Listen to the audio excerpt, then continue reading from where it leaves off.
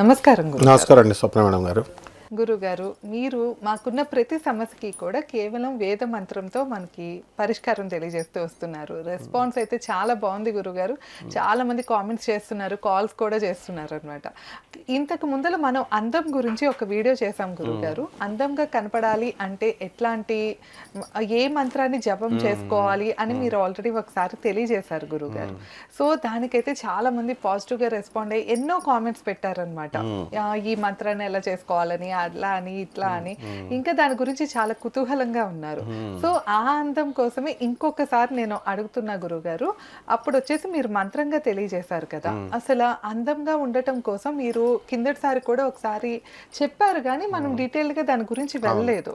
అప్సరస సాధన అనేది ఉంటుంది అని చెప్పి, రంభా సాధన ఇట్లా ఉంటాయి అని చెప్పి తెలియజేశారు. అంటే దేవతల గురించి తెలియజేశారు అనమాట. ఇట్లాంటి సాధనలు వాళ్ళు కూడా చేశారు అన్నట్లు. సో మనం అందంగా ఉండాలి అన్న కుతూహలం అయితే నేటి కాలంలో ఎవరికైనా ఉంటుంది గురుగారు. ఎందుకంటే మనం కాన్ఫిడెంట్ గా మాట్లాడాలన్నా కొన్ని ఇంటర్వ్యూస్ లో కూడా మనం ఉన్న పర్సనాలిటీ బట్టి కూడా చూసి ఇస్తారు, ఓన్లీ మనం మాట్లాడే తీరే కాకుండా.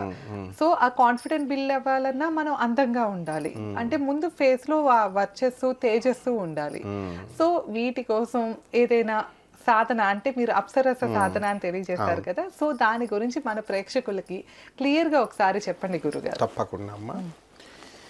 ఈ అప్సరసలు అంటే ఎవరంటే దేవతల దగ్గర డాన్సర్స్, దేవ వేశ్యలు అంటాం వీళ్ళని. ఇంద్రుడి సభలో డాన్సులు వేస్తూ ఉంటారు కదా, రంభ, ఊర్వశి, మేనక, తిలోత్తమ, వీళ్ళందరూ. అయితే వీళ్ళు కూడా దేవతలే. ఇప్పుడు రంభ ప్రధానంగా రంభలా ఉన్నామంటారు ఎవరన్నా చూడగానే, అంటే అంత అందానికి మారిపోయారు రంభ. అయితే ఈ నరనారాయణులు ఇద్దరూ కలిసి బదరికావనంలో తపస్సు చేస్తున్నారు. ఈ నరనారాయణులు ఎవరో కాదు, శ్రీకృష్ణార్జునులుగా పుడతారు నెక్స్ట్ జన్మలో.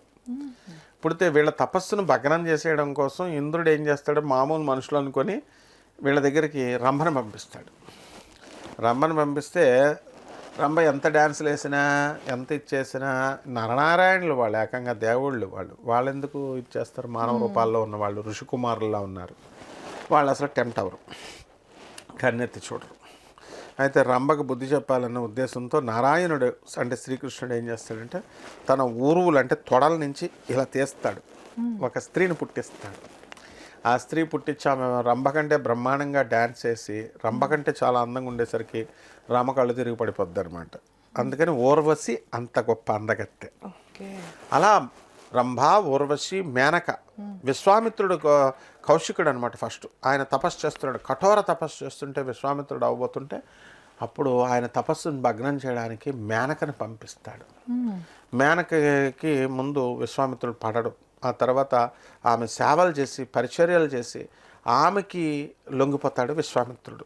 తన తపస్సంతా తపస్సు చేయడం, మేనకకు లొంగిపోవడం. ఏదో రకంగా విశ్వామిత్రుడు అస్తమాను పడిపోతూ ఉండేవాడు. స్త్రీలకు పడిపోయేటటువంటి వాళ్ళు వాళ్ళ బలాన్ని కోల్పోతారు, తపస్సును కోల్పోతారు. అంటే మనం అందంగా ఉండాలి, మీరు అన్నట్టు కాన్ఫిడెన్స్ ఇంటర్వ్యూలో మనం బిల్డప్ చేసుకోవాలి, సమాజంలో వ్యక్తిత్వంగా ఉండాలి. అంతేగాని అందంగా ఉన్నామని చెప్పేసి మన అందాన్ని కనుక మిస్యూజ్ చేసుకుంటే అది ఆ అందము పరిపక్వత అయినట్టు కాదు, ప్రయోజనం చేకూరినట్టు కాదు. అందం యొక్క పరమార్థం ఏమిటంటే, అరే ప్రకృతి ఎంత అందంగా ఉంది, అబ్బా గులాబీ ఎంత అందంగా ఉంది అంటాం, మెచ్చుకోవాలి, చూసి మెచ్చుకోవాలి, అంతవరకే ఆస్వాదించాలి. ఆ విధంగా ఆ విశ్వామిత్రుడు ఏం చేస్తాడంటే మేనకతో సంసారం దుకాణం స్టార్ట్ చేస్తే అప్పుడు శకుంతల పుడుతుంది. శకుంతల దుష్యంతులు మనం చూసాం కదా, శకుంతల దుష్యంత మహారాజుని చేసుకుంటుంది శకుంతల. తర్వాత మేనక వెళ్ళిపోతుంది తన దారిన, చిన్న పిల్లను వదిలేసి. ఈ వేశ్యలు ఏం చేస్తారంటే ఈ యొక్క వీళ్ళు ఎంటర్టైన్ చేయడం వరకే, అంతేగాని భారీగా వాళ్ళ స్వతంత్రులుగా ఉండడం వాళ్ళకి ఇష్టం. అందువలన కొంతకాలం కమిట్మెంట్ వరకే ఉంటారు, తర్వాత వెళ్ళిపోతారు వాళ్ళు. కాబట్టి ఎట్టి పరిస్థితుల్లో వీళ్ళని పర్మనెంట్గా మేము ఉండాలి, భార్యలాగా ఉండాలి అంటే ఒప్పుకోరు వాళ్ళు. విశ్వామిత్రుడు అదే పెడతాడు. విశ్వామిత్రుడు ఏమంటాడు, ఆయన కౌశిక మహారాజు, ఆయన మామూలు మనకులాగే రాజు, ఒక మనిషి. వశిష్ఠుడి మీద కోపంతో తపస్సు మొదలెట్టాడు. గుడ్, బాగుంది. బాగున్న తర్వాత తపస్సు చేసుకునేవాడు చేసుకోవచ్చు కదా, చేసుకుంటే ఎవరు చేసుకున్నా ఇంద్రుడు భయపడిపోతాడు ఫస్ట్. మనం కూడా తపస్సు మొదలెడితే ఇంద్రుడు భయపడిపోతాడు. ఎందుకని, అమ్మ వీడు ఇంద్ర పదవికి ఎసరు పెడుతున్నాడేమో అని. సరే మొత్తం గాలి వాయువు అగ్ని అన్నీ పంపుతాడు, వర్షాలు గిర్షాలు వాయువులన్నీ. ఇవన్నీ చలించకపోతే అప్పుడు లాస్ట్గా ఈ యొక్క రంభావరసి మేనకలను పంపుతాడు. పంపినప్పుడు విశ్వామిత్రుడు పడడు, కానీ పాపం ఈ మేనక చాలా సపర్యలు చేస్తుంది. చేసినప్పుడు ఈమె యొక్క వినయానికి, ఈమె యొక్క ఆ మంచితనానికి లొంగిపోయి విశ్వామిత్రుడు పర్మనెంట్గా ఈమె కావాలనుకుంటాడు. చూడండి, బ్రహ్మజ్ఞాని రాజయోగి అయ్యాడు అతను. అందుకే జ్ఞానినామపి చేతాంసి దేవి భగవతి హిసా బలాదాకృష్య మోహాయ మహామాయ ప్రయచ్చతి. జ్ఞానుల్ని సైతం మోహంలో పడేస్తుంది అమ్మవారు దుర్గాదేవి. ఈమె నాకు కావాలా ఇంకా లైఫ్ లాంగ్ అంటాడు. అరే పిచ్చోడా, లైఫ్ లాంగ్ ఉండర్రా ఎవరును. ఈ ప్రపంచంలో ప్రతి మనిషి తెలుసుకోవాల్సినటువంటి, ప్రతి ఋషి తెలుసుకోవాల్సింది అన్నీ టెంపరీయే. ఆ టెంపరీ ఉన్నంత వరకు పేద ప్రజలకు సేవ చేయండి ఇద్దరు కలిసి, అంతవరకే. ఇదే జీవన పరమార్థం. అందుకనే ఇదం శరీరం ఖలు ధర్మ సాధనం. మన శరీరం ఎందుకు ఇచ్చాడు? పరోపకారార్థం ఇదం శరీరం. ఈ శరీరం పరోపకారాలు చేయడం కోసమే ఇచ్చాడు. అందుకని మనం తినడం కోసం, మనం ఆనందంగా ఉండడం కోసం, సెల్ఫ్ గ్రాటిఫికేషను, ఈ యొక్క గ్రాటిఫికేషన్ ఆఫ్ సెన్సెస్ కోసం కాదు. సో ఆ విధంగా మేనకి వెళ్ళిపోతే అయితే అప్పుడు సత్యం తెలుసుకొని ఆయన బ్రహ్మర్షి అవుతాడు. వశిష్ఠుడు కూడా ఒప్పుకుంటాడు. చేస్తాడు. బ్రహ్మదేవుడే వచ్చి ఇచ్చేసినా సరే, నాయన నువ్వు బ్రహ్మర్షి అవ్వాలంటే కుదరదు, నువ్వు రాజర్షి అయ్యావు అంటాడు బ్రహ్మదేవుడు. నో, నేను బ్రహ్మర్షి అవ్వాలంటే అయితే విశ్వామిత్రుడి మీద, నువ్వు ఆయన చెప్తే బ్రహ్మర్షి అవుతావు అంటే, విశ్వామిత్రుడి మీద ఎప్పుడు చూసినా పగ ఉండేది దీనికి. అలాంటిది విశ్వామిత్రుడి మీద పగ వదిలేసేసరికి అప్పుడు అంటాడు నువ్వు బ్రహ్మర్షి అయ్యావని విశ్వామిత్రుడు. అంటే మనం ఈ యొక్క అప్సరస సాధన, ఏ రంభని, ఓర్వశిని, మేనకని, తిలోత్తమని ఎవరిని చేసినా సరే మనకి వాళ్ళకున్న ఎనర్జీస్ మనకు వచ్చేస్తాయి, అందం వచ్చేస్తుంది. చిన్న వయసుగా ఉంటాం. ఇప్పుడు మహేష్ బాబుని చూడండి, చిన్న వయసుగా కనబడతాడు. ఆయన మరి అప్సరస సాధన చేశాడంటే చేశాడు, అవును, తెలీదు జనాలకి. నాగార్జున గారిని చూడండి, స్లిమ్గా ఉంటాడు. అంటే ఆడవాళ్ళు అందం అంటే ఆడవాళ్ళనే చెప్తాం. నేను ఎందుకు మగాళ్ళని చెప్తున్నానంటే, మగాళ్ళకి రాదు అందం అని అనుకుంటారు కదా, హ్యాండ్సమ్. మరి వీళ్ళిద్దరూ చేయలేదా? నాగార్జున గారు చేశారు, మహేష్ బాబు చేశాడు. మరి వీళ్ళిద్దరు నాస్తికులు అంటే నో, నాస్తికులు. వాళ్ళు డైటింగే అప్సరస సాధన. లేకపోతే ఏదో ఒక రూపంలో ఆ ఎనర్జీని అట్రాక్ట్ చేసుకున్నారు వాళ్ళు. అలాగే హీరోయిన్స్ని మనం తీసుకున్నప్పుడు కరీనా కపూర్, వీళ్ళంతా కూడా జీరో సైజ్ హీరోయిన్గా, వాళ్ళ కరిష్మా కపూర్ వాళ్ళ అక్క కంటే కూడా చాలా గొప్పగా యాక్ట్ చేసింది, గొప్ప అందాన్ని. హేమమాలిని, వీళ్ళంతా కూడా. అంటే వీళ్ళే అప్సరసలు. అప్సరసలా ఉన్నారా అంటారు, స్టార్స్ అనమాట. అంటే మనము ఈ పూజ ఎలా చేయాలండి అని భయపడక్కర్లేదు. మంత్రం మనం ఇస్తాం. ఇదిగో తంత్రశాస్త్రం, ఇదిగో తంత్ర గ్రంథాల నుంచి, అప్సరస సాధనల దగ్గర నుంచి అన్ని రకాల సాధనలకి తాళపత్ర గ్రంథ రహస్యాలు ఇది. దాని నుంచి మనము వీళ్ళకు ఒక మంత్రాన్ని ఇద్దాం. మనం ముందుగా సాధన ఎలా చేయాలన్నది నేర్పించాలి. అందుకని ఫస్ట్ మంత్రం చేసేసుకొని జపించడం కాదు. వీళ్ళకి నియమాలు తెలియాలి కదా. అంటే వీళ్ళు ఎప్పుడైతే అప్సరసలు మనం సాధన చేయగా వచ్చేస్తారు, వాళ్ళు ఖచ్చితంగా వచ్చేస్తారు భూమి మీదకి. అంటే లైట్ వేస్తాం కదమ్మా మనం, లైట్ వేస్తే స్విచ్ ఆన్ చేయగానే లైట్ వస్తుంది కదా. అలాగే మనం ఎనర్జీని ఎప్పుడైతే మనం జపం చేస్తామో అప్సరస అలా ప్రత్యక్షం అవుతుంది. అసలు ఆ అందాన్ని చూసి వీళ్ళు మోహించబడకూడదు. అంటే ఇప్పుడు సాధారణంగా అమ్మవారిని పూజ చేసినప్పుడు రామకృష్ణ పరమహంసుల వారి దగ్గరికి కొన్ని వందల మంది స్త్రీలు వచ్చేవారు. ఆయన తన సొంత భార్య అయినటువంటి శారదాదేవినే సాక్షాత్తు సరస్వతీదేవిగా చూశాడు ఆయన. ఎందుకంటే శారదాంబ అవతారం ఆమె శారదాదేవి. ఆయనకి ఈమెకి ఎంత తేడా, దగ్గర 40 సంవత్సరాల తేడా. భార్యగా చాలా గౌరవించాడు ఆయన. అండ్ ఏ పరస్త్రీ వచ్చినా సరే ఎక్కడా కూడా కన్న తల్లిలాగా చూశాడు ఆయన. ఎక్కడా కూడా టెంప్ట్ అవ్వలేదు. మరి అంత నిగ్రహము అనేది ఇప్పుడున్నటువంటి సాధన చేసే భక్తులకు కావాలి. మిగతా వాళ్ళందరికీ ఉందా అండి అంటే వాళ్ళ సంగతి నీకు అనవసరం, నువ్వైతే చెయ్యి. వాళ్ళు టెంప్ట్ అవ్వకూడదు. అసలు ఎలా ఉంటారంటే రంభా వరసి మేనక తిలోత్తమ సాధనలు నేను చేశాను, అందుకు చెప్తున్నాను. మా గురువుగారు అన్ని సాధనలు చేయించారు, స్టెప్ బై స్టెప్ చేయిస్తారు. లోయర్ ఎనర్జీస్ నుంచి అలా, అంటే మనకంటే హైయర్ ఎనర్జీస్ నుంచి. లో ఎనర్జీస్ నుంచి అంటే క్షుద్రశక్తులు, కర్ణపిశాచులు అలాంటివి చెయ్యం మేము. మానవుడి కంటే పై శక్తులు, యక్ష, గంధర్వ, కిన్నెర, కింపురుష అలా వెళ్ళి పరాశక్తి అయినటువంటి బెజవాడ కనకదుర్గమ్మ సాధన దగ్గర మా యొక్క సాధన దశమహావిద్యలు అక్కడ వరకు తీసుకెళ్ళింది మాకు. అంతమంది గురువుల ఆశీస్సులు ఉండాలి. ఫస్ట్ గురువుల కాళ్ళు పట్టేసుకోవాలంతే. మా గరికపాటి నరసింహారావు గారు, మా గురువుగారు పురాణపండి రాధాకృష్ణమూర్తి గారు, భారతీ తీర్థస్వాముల వారు, చిన్నజీయర్ గారు, సుందరి గురు మీద ప్రేమ విపరీతంగా ఉండాలి మనకి. వాళ్ళ కాళ్ళు పడేసుకునే వాళ్ళం మేము. కాబట్టి వాళ్ళంతా కూడా అప్పుడు పోన్లే అని ఆశీర్వదిస్తారు. వాళ్ళు ఏం మంత్రాలు చెప్పక్కర్లా మనకి.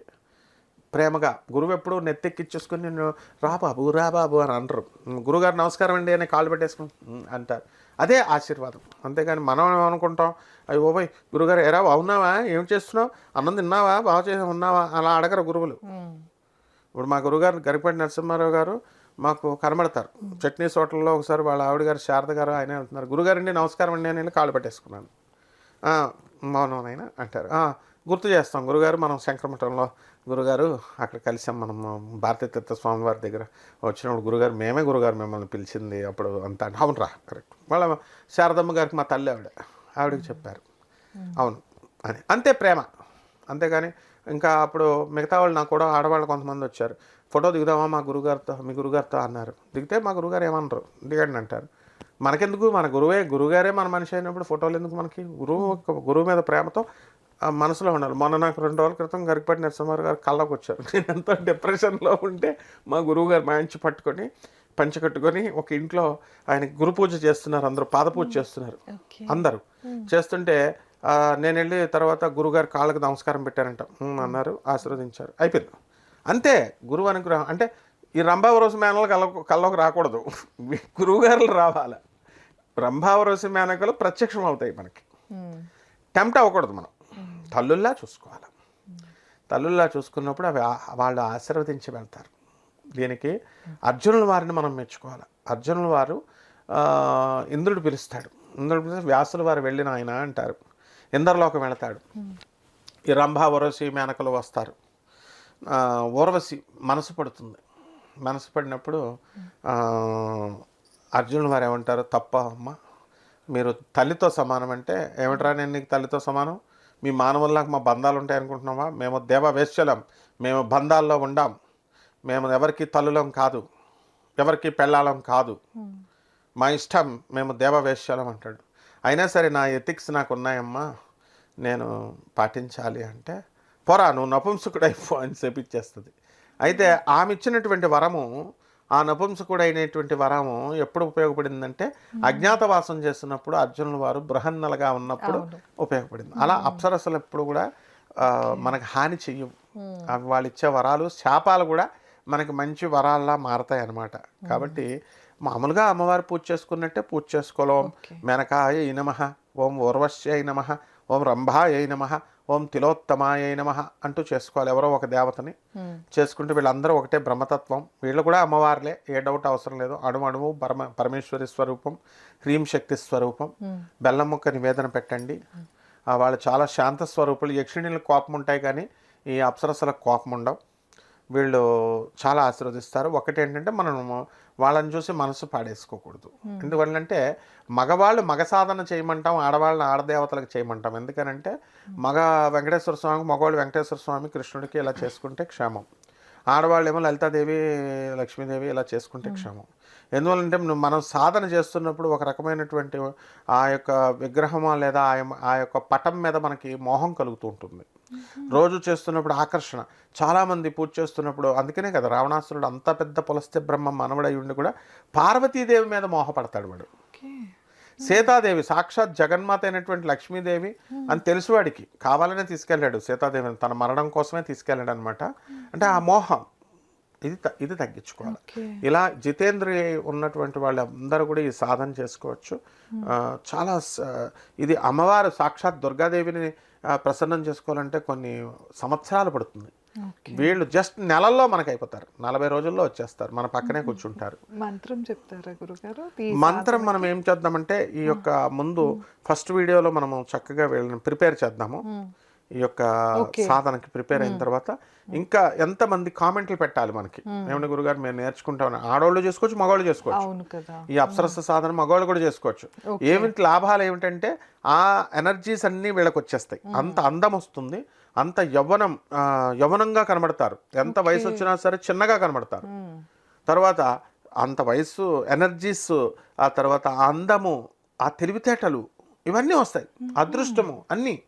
సో కామరూపధారులు అవుతాం మనం కూడా. ఒక్కొక్కరికి ఒక్కొక్క యాంగిల్లో కనబడతాం. తాను వలచిందే రంభ తాను ములిగిందే గంగా అన్నారు. పెళ్లి చూపులకు వెళ్ళినప్పుడు నాకు ఈ అమ్మాయి నచ్చలేదు, ఈ అమ్మాయి నచ్చలేదు, ఈ అమ్మాయి నచ్చలేదు అంటాడు. వాడికి పెళ్లి ఘడియలు వచ్చేసరికి అది మురికి నీళ్ళైనా సరే అవి గంగ, తాను వలచిందే గంగ, తాను మునిగిందే గంగ, తాను వలచింది. అప్పుడు పెళ్లి కూతురు బాగున్నా బాగాలేకపోయినా అప్పుడు అంతకంటే సూపర్ అమ్మాయిని చూపించినా నాకు వద్దంటాడు, కళ్యాణ ఘడియ రాలేదు కాబట్టి. ఆ ఘడియ చూసేసరికి తాను వలచిందే రంభ, ఆమె ఎంత బాగోకపోయినా సరే అబ్బా రంభలా ఉంది అని చేసేసుకుంటాడు. అందువల్ల ఈ రంభా సాధన నుంచి మనము నియమాలేమో ఇవే సేమ్.